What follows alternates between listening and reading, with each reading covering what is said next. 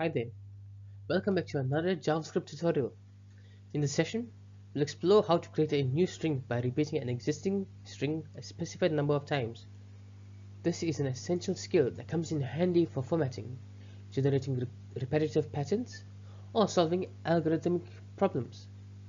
Let's dive into how it works. The goal is straightforward. We need to write a function that accepts two inputs, a string and a number.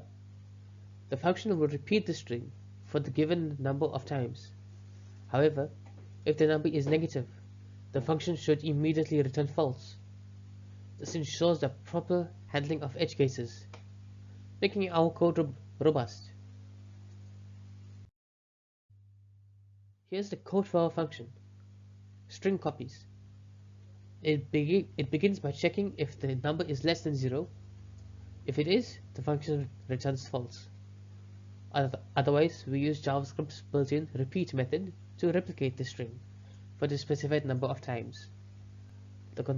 This concise approach keeps our code both readable and efficient.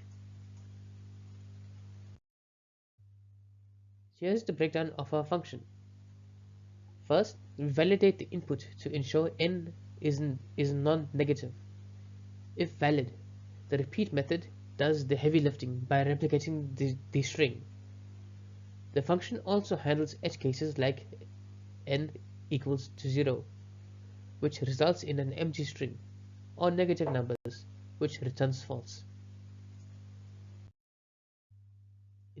In this example, we pass the string abc and the number 5 to our function. The repeat method generates a new string by concatenating abc 5 times, producing the resulting string. For this example, the number of repetitions is 0. According to the logic of our function, this results in an empty string.